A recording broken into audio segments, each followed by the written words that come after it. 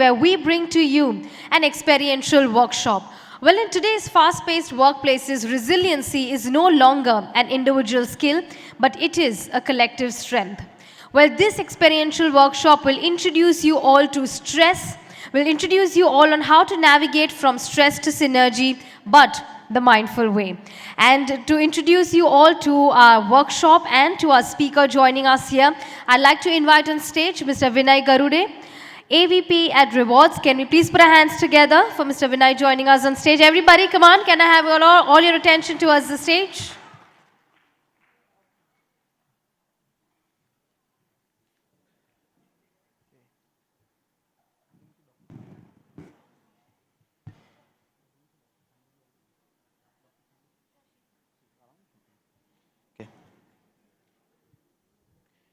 Hi, good afternoon, everyone.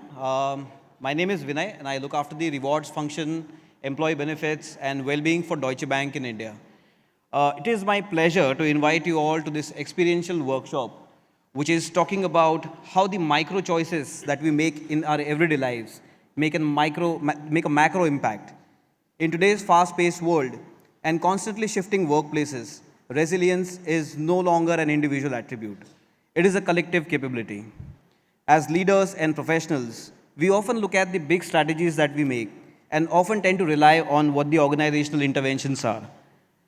But we tend to usually overlook what a profound everyday brings to us and what we can add to it. This session is built around simple yet transformative ideas. The smallest choices that we make, how we greet someone, how we listen, how we respond, and how we create safe space around us. It shapes the emotional climate for our teams in the organization far more than we realize. These micro choices form invisible architecture for inclusion, psychological safety, and trust. Social mindfulness offers practical human lens to understand all this.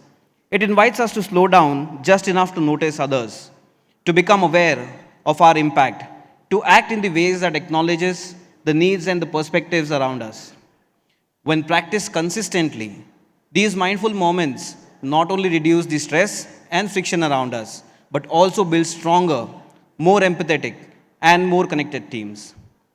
Through the blend of reflection, interaction, and shared dialogue, today's workshop will help us explore how small behavioral shifts can transform the tone of conversations, how mindful leadership directly supports well-being and belonging, how each one of us, regardless of our role, corporate title, position in the organization, can contribute to the workplace where people feel seen, valued, and they can add more value and are able to thrive in the organization. This session is an opportunity for us to pause, recalibrate, and rediscover the power of intentional presence in a way we work and we lead. To lead us through this journey, we are privileged to have with us Dr. Shambhavi Alve. Dr. Shambhavi Alve is a consulting psychologist at CloveMind, India's new age EAP solutions provider. She is an author of Beyond Burnout and a TEDx speaker. With PhD in psychology and MBA in human resources, she brings over 13 years of trauma-informed and queer affirmative experience. She is internationally certified mindfulness coach as well. She currently serves as Vice President at Wiki National Mental Health Council. With this, I would like to invite Dr. Shambhavi to the stage.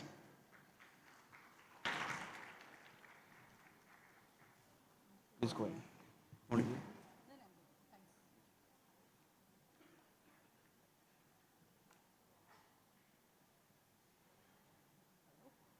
Hello. Mic. Okay, good. Thanks. Good afternoon, everyone. Thank you, Vinay, for that warm welcome and that introduction as well. I know post-lunch sessions can be very tricky there, and especially if you see something like that up, mindfulness. So I'm going to put all my efforts in here to keep you all awake for next 40 minutes that we have. So please try and cooperate, and just the way you've got your physical self here, let's try and bring our mental, emotional self here as well. I have been hearing a lot of those panel discussions and the whole element around the human, the empathy, the emotion. I think that's what we are exactly going to do here. So the idea is not to give that information to you. I'm more than 100% sure that you have all of it. What we will be doing is we are going to put it to use in short, crisp practices such that we take it back, not just for ourselves, not just for our teams, but also back home, the teams that are at home, be it our family, be it our friend circle. So that is the whole idea of taking these insights into our everyday life and putting it to use. All right? So let's get started here. Before we actually, jump into the topic and we do those exercises, I have a quick story for all of you. Probably you've heard this, but today I want you to look at this or revisit this whole episode using a different lens. All right, so this is a real story. This has happened. This is way back in 2009, I'm assuming. What had happened on this day is it was a regular Thursday morning. And there was this flight, US aircraft, flight number 1549, which was taking off from Charlotte, and it was going to New York. And there were 155 passengers who were on board. Just after a few minutes of getting in air, this aircraft actually hit a flock of geese. And in that moment, both the engines failed. Now think about the situation. You're up there with 155 people on board. The engines have failed. That could be a moment of real panic. That could be a moment of stress. But you know what happened in that moment? The captain, his name was Sullenberg.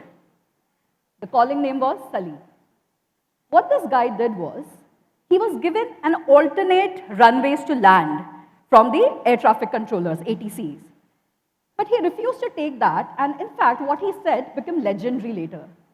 He said, we are going to be in River Hudson.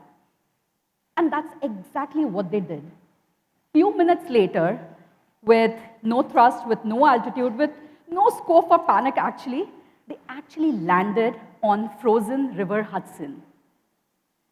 Now thinking about this whole situation, probably you could just think, imagine what possibly could be the state then among the passengers, among the pilot, the co-pilot. But people who witnessed this afterwards, later, as they were trying to film it and there were media, a lot of things were happening, what people noticed and they said and reported were, this guy was absolutely calm. He was walking through the aisle looking for if there's any passenger who's stuck inside, and he maintained that composure throughout. And then one of the reporters actually went ahead asking him, what just happened? Were you not panicked? Were you not in that state of anxiety and scared? And he's like, I was. I definitely was feeling scared. But you know what? In that moment, I also knew that there is no space for that fear to take over. And I think that is exactly what we are talking about here when we say, name it, and then you tame it. And that's something which is so important, especially when we are in leadership roles. It's not just about, hey, I know this whole theory around emotions, I know about emotional intelligence. We might be knowing all of this, but how do we really put it to use is what we are going to do now in the following slides and as I walk you through it. I'm sure none of us are landing planes on River Hudson, but the challenges that we face in everyday life could possibly be as serious as this, at times much more than that. I do get that. So let's do something here, okay? We are going to understand what was happening here while pilot, the captain, Sully, was in that situation trying to land the aircraft on that river. What all was happening through? Let's unpack it. And here's a framework that I have for you. We call it the 3 A's, okay? Very handy, very easy to keep in mind. 3 A's. And we'll go 1 A at a time. Let's start with attention, okay? What I'm going to do next is, I'm going to show you an image. You can see it, right? Yeah. I'm going to show you an image. And I also hope you have network up there because we are going to have some Mentimeters so that we make use of tech and we get your responses. And if that doesn't help, you can always go the traditional way, use the mic, scream, shout, we are good to do that. All right? Okay, here you are. Did you see that? Okay, perfect. Let's bring your responses up. No, that's the whole thing. You were supposed to notice. And I'm sure you did. What did you notice? Okay, you want to do it that way? Perfect. I don't mind. Dog. Okay. And? Elephant. A dog. Okay, what else? Bird? Cat? Okay, now you're just picking up random animals everything. Huh? Okay, so we have elephant, we have dog, we have bird. Did I hear? Oh, there we have the responses as well. Thank you. Elephant and dog, elephant and dog. Radhika Sharma. Oh, now I need to see who this animal is. Okay. I'm glad you did not write Shamba fever for that matter. Huh? All right, perfect. So we see a lot of elephants coming up there. Cow, calf. Okay, all right. Do we see? Do we see the responses? Or do we see the image again? Modi ji. Okay. Oh no. Where are we? Yes. Now I'm going to stay on this for some time, just because you requested, right? There you are. Yeah. Chimpanzee bhi hai. Yeah, chimpanzee bhi hai wahan pe. So now this is the fun part. Okay? Yeah, you see a lot of these animals, did anything change about it? No, absolutely not, I swear. This was the same picture that you saw a couple of seconds ago. It's the same one. But what do you notice about your attention?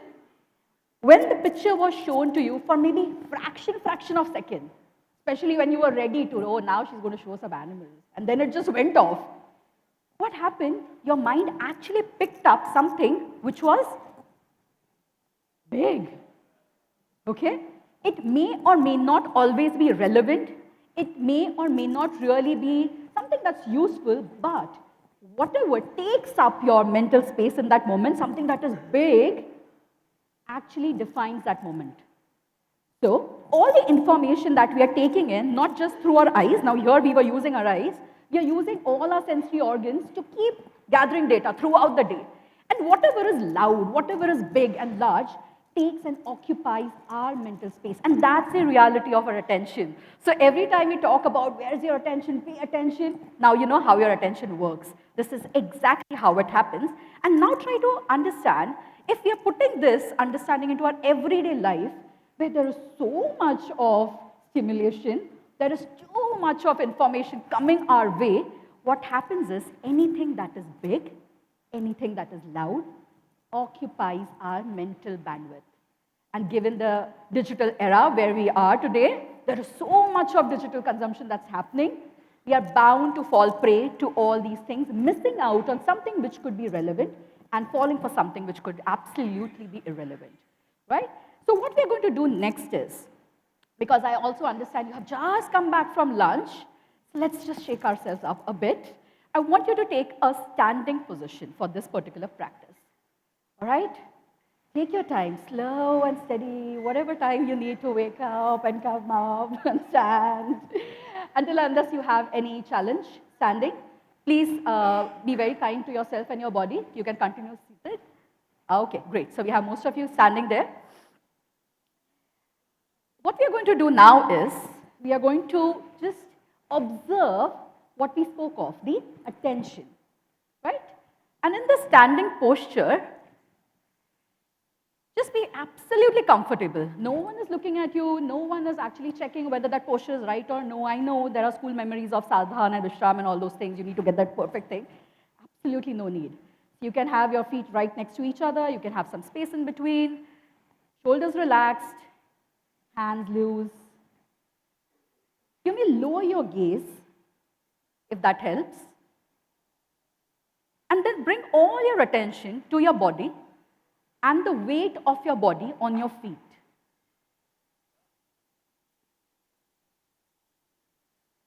Now gently try moving the weight of your body on the toes. And notice the difference that you feel in your body. Bring yourself back and relax. Notice the difference that you feel in your body, in your breath, if there is any. And now gently put the body weight on your right feet. Notice the difference that you feel in your body. You may also want to observe your thoughts without trying to change them or stop them. Come what may. Now bring yourself back in the center and relax. Notice what is happening to your body at this point. Let's try doing this on the left-hand side. Notice the difference that you feel as you keep moving the body weight from right to left, and then coming back to the center. Just stay with yourself in the standing posture for next few seconds. If you want, you could close your eyes if that helps. And simply notice your breath. And whenever you feel ready, at the sound of the chime, you can take your seated posture.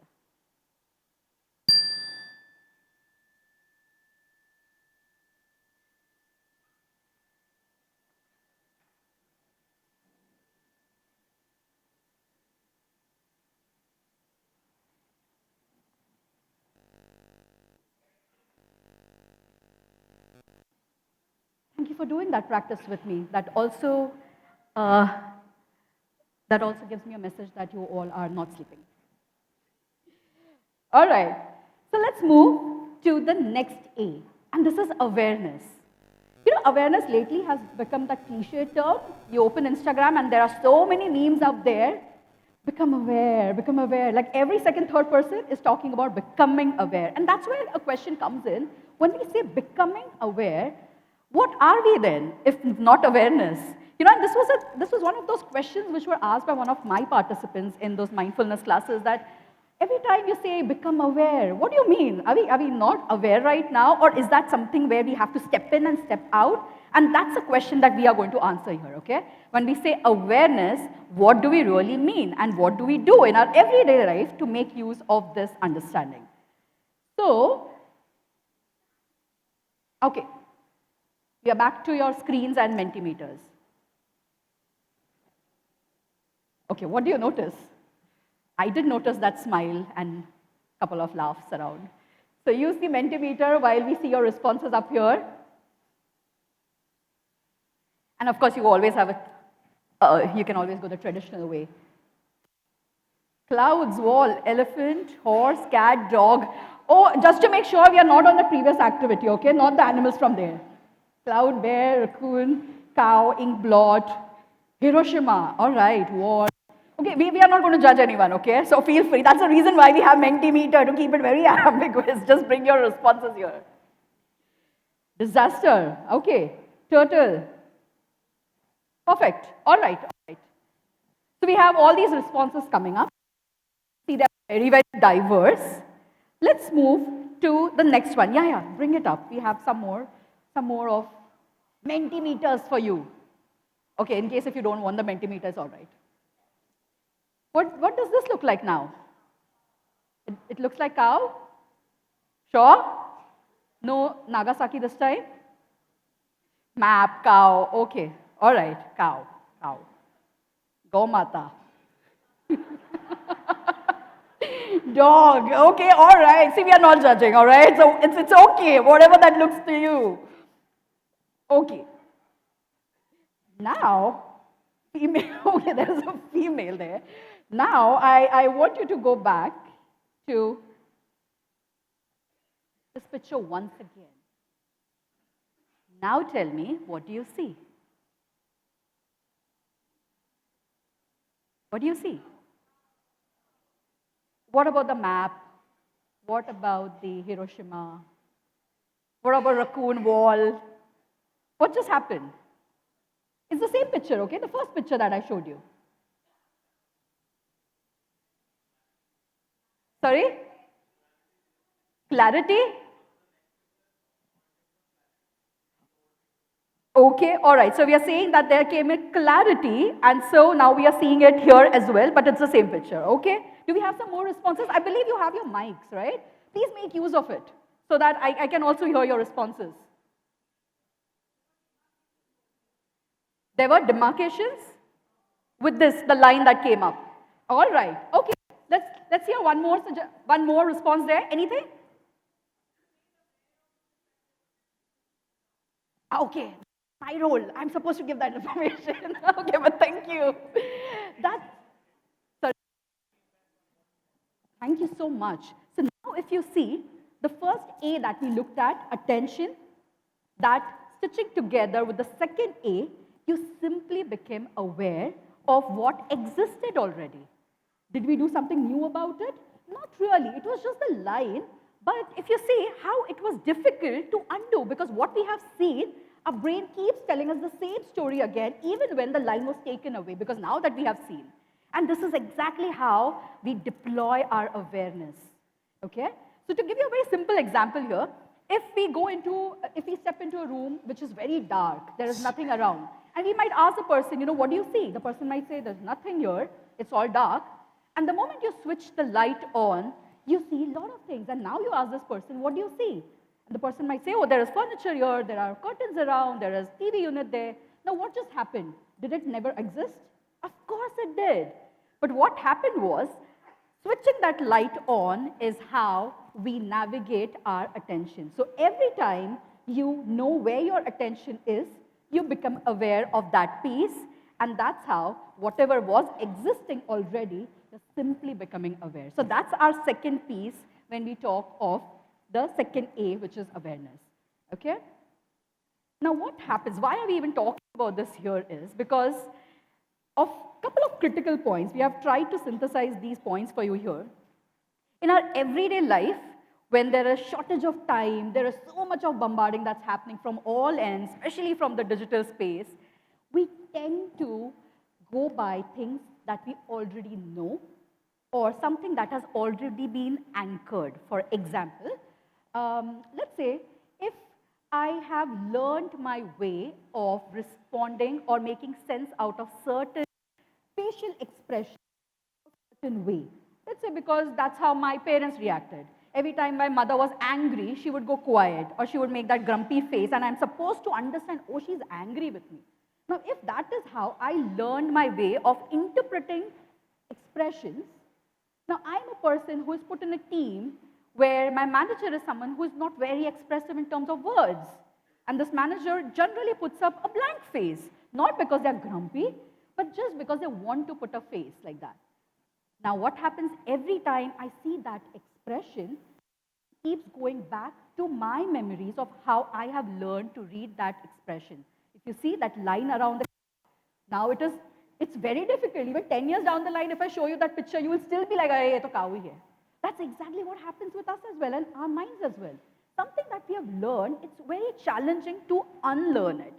But what happens is, if we are able to navigate our attention, we are able to become aware, we can then pause and we can reflect, is this really the truth or it is just a thought? And that's where it comes in. Thoughts are not always facts, right? And when I say memories which have already been there, that's what it means. Your brain, and there's this part of your brain here which is called as amygdala. Okay, this amygdala kicks in whenever there is a situation which requires you to fight, a situation that requires you to run away from that scene. That's where this piece comes in. And when this piece gets activated, in that moment, we purely rely that has been with us, and we really don't want to think. So the cognitive functioning. So that is what happens under situations where we have less time to respond, when we are extremely stressed out, or we have lack of information. We rely on cues that we have already had. And given, again, the whole digital space, the AI space that we have been talking of, this becomes even more relevant there. Now, how do we put all of this together in everyday life? This is a metaphor, okay? I'm sure we all have these kind of scenarios at work as well. I don't want you to use Mentimeter to tell me who the shark is in your life. But what we want to do here now is, we are going to do a quick practice. Okay? For this practice, I'm going to ask you to stand, feel comfortable to be seated in absolute comfortable posture, whatever works best for you. While I will request you to close your eyes, but if you want, you can keep your eyes open. We are good either ways. Okay? whenever you're ready, I want you to bring your attention back to your breath. And notice where your breath is. You could be noticing every inhale and every exhale. Or you might just notice the breath somewhere in the body, and that's okay. Once you notice your breath, without trying to change the way you're breathing, simply observe what happens when you pay attention to your breath.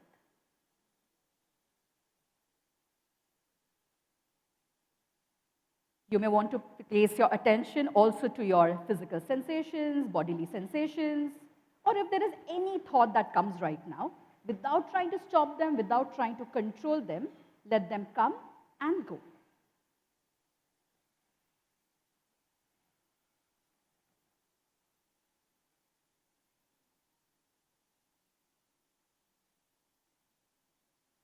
And now, whenever you feel ready, I want you to bring someone in mind, a person who has always been very supportive, has been a very loving and kind person.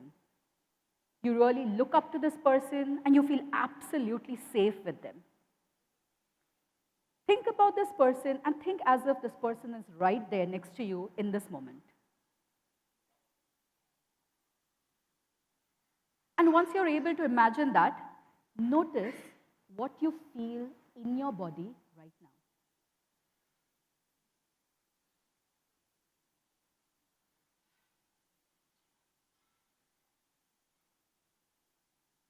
It might be feelings, they might be bodily sensations.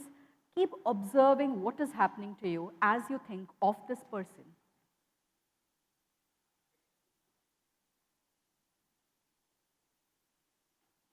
And now mentally, I want you to repeat this to this person. May you be well. May you be happy. May you be healthy. May you be free from distress.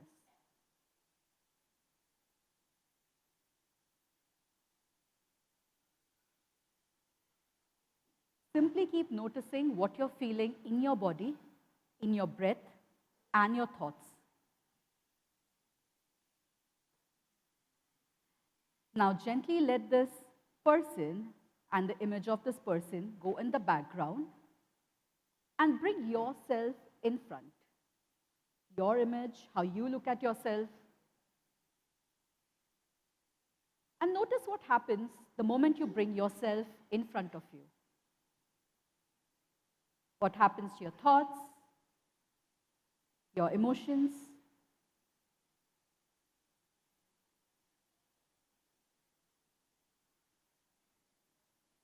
And mentally, I want you to repeat these words to yourself. May I be well. May I be happy. May I be healthy. May I be free from distress.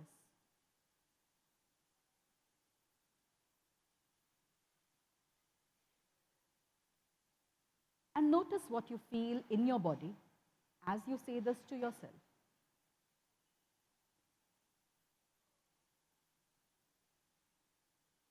Now, letting your image also fade out in the background, I want you to think of a person with whom you do not share a very healthy relationship. But it's always good to start with someone who is not very difficult, but someone who does irritate you a bit. Think of this person right next to you and notice what starts happening in your body.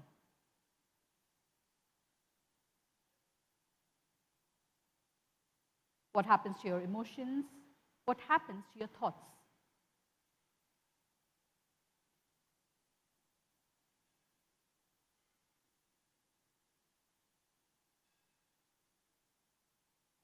And then I want you to mentally repeat these words for this person. May you be well. May you be happy. May you be healthy. May you be free from distress.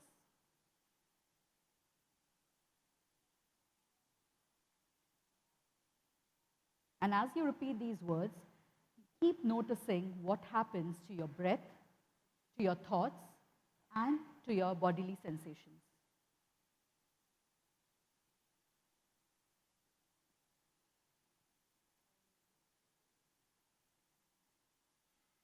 And then gently letting this person and the image fade out in the background, bringing all your attention back to your body in this moment, in the seat where you're seated. You may pay attention to the part of the body which is connected to the seat, which is coming in contact with the chair. And whenever you feel ready, if your eyes are closed, you may open them, or if your gaze is lowered, you can lift your gaze at the sound of the chime.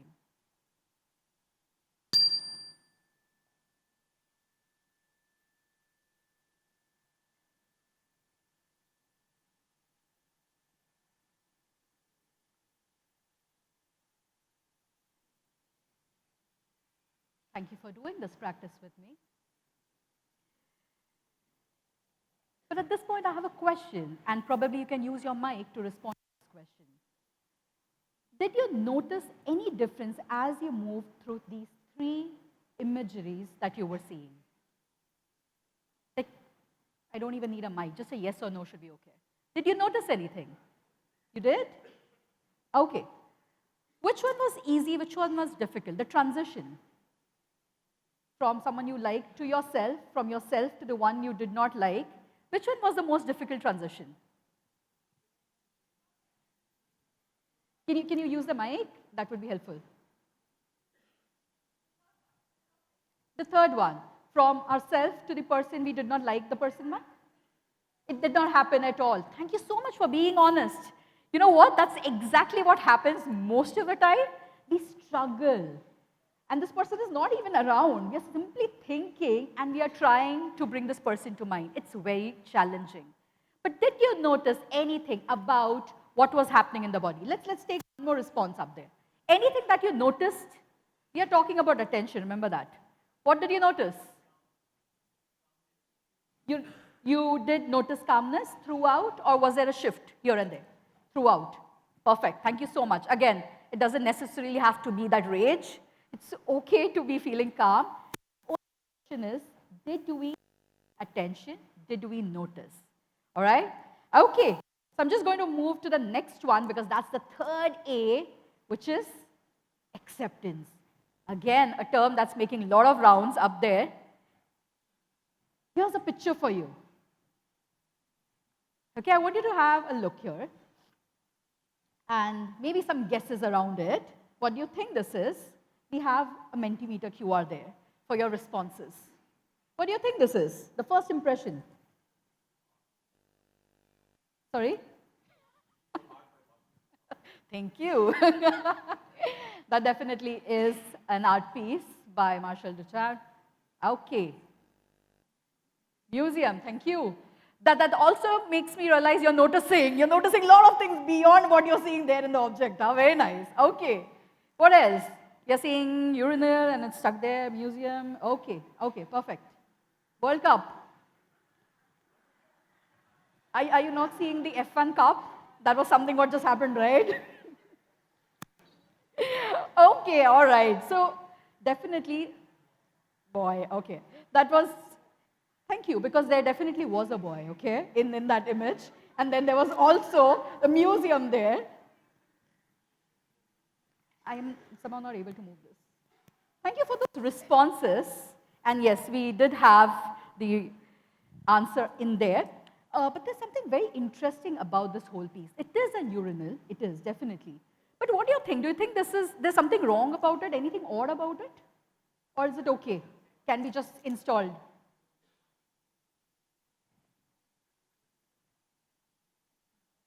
No? It's good? Okay, so the challenge with this particular piece was, if you see, it's not something which can be actually plumbed in. Okay? And this, why I'm showing you this is definitely because it is one of the art forms which was highly acclaimed after going through a lot of controversies. But this particular piece is also similar to a lot of things that happen in our everyday life. Okay? We see something, we expect it to be something, but it really doesn't fit into our something what that we thought. And that's where the whole piece about what we expect, what the impressions that we have from something doesn't fit in. And then comes the question of acceptance. Can we accept? And if we relate to this particular object here in the image, we'll also see how acceptance is very relational.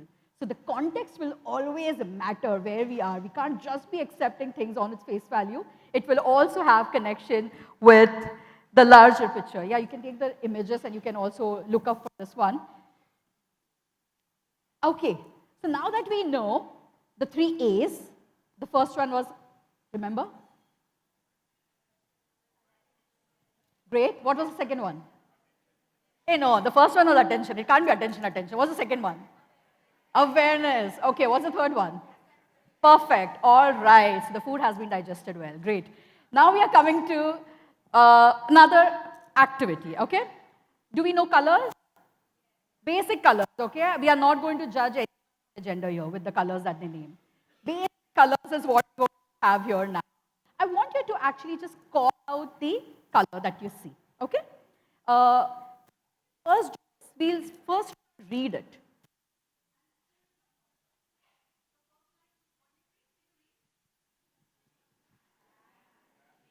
Yeah? Okay, easy, simple? Simple, right? Okay, all right. Now what I want you to do next is, I want you to read the color in which this is written.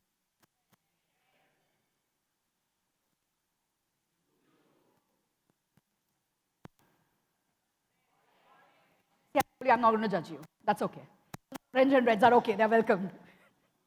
Okay, easy? Easy? Okay.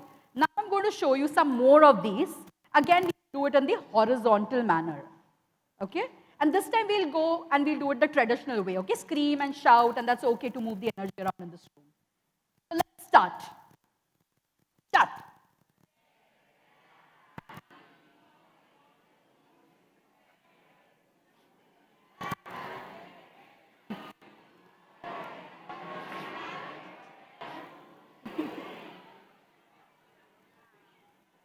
Yeah, okay, we also see one team. Yes, sorry, but we have no prizes. Okay. Okay. What did you notice while you were doing this? Was this easy? No? We did a trial, right? We did a trial with those 1-1-1. What was difficult about this?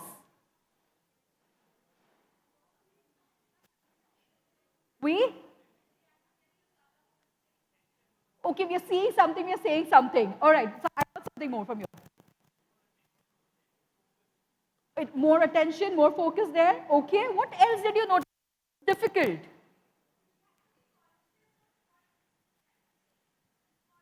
You are conscious about what you were seeing, right? Anything else that you think this was really difficult? Hey, you're using all the words that I'm giving you here. Huh? We are not accepting. Okay, all right. What else? Where was the major challenge here? Right. The trick here actually is because you are reading the color name and the words that you're reading are also color names. And we are somehow pushed to read rather than interpret the color in which it is written. Okay? So how do we work this out? I'm going to give you a quick tip here. Can we pause for a second? Like pause, pause, pause. Can we do that? Okay? 1 and then we pause. 2, we will pause. Okay? Let's try doing this. We are only simply doing the pause here. And let's see what comes up. We'll do it this once again. Start.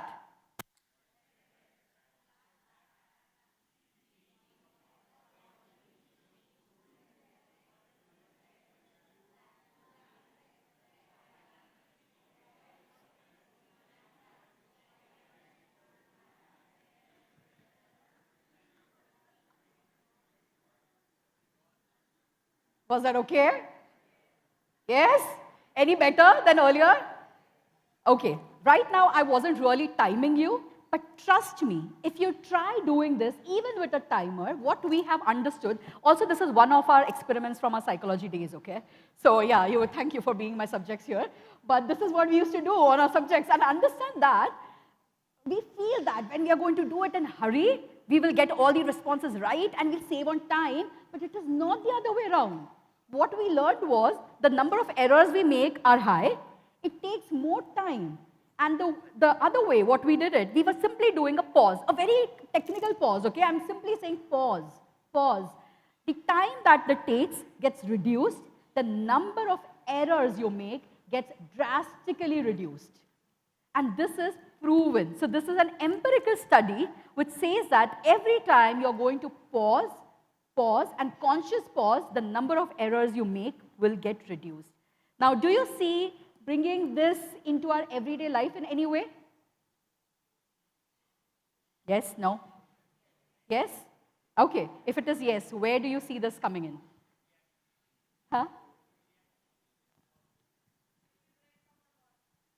From boss, you said? I was trying to cross-check. Did I hear that right? That's okay. That's all right. Or rather, take your boss on the break as well. Maybe they also need that reminders at times. It's okay to pause. And trust me, it works really beautifully. And that's why, it's not just about one individual doing it. When we put it out together and we take those pauses together as well, that's where this whole piece becomes social mindfulness. So it's not just about us, it's also the context in which we are doing and with whom we are doing and how we are doing. If you felt anything different there while you were doing the two activities, it is scientifically proven. So this was not any, this wasn't just fluke. It happened because we have empirical evidence which says it works. What you just did was a pause, everyday pause that we all do. Okay? And on that note, we are almost towards the end of this.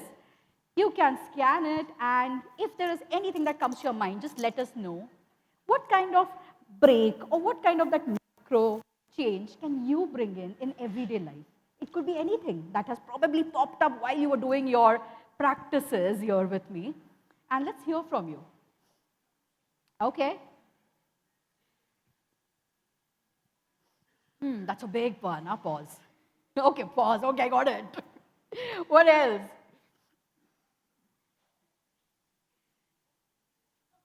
Focus. I get it. That's all right. Okay.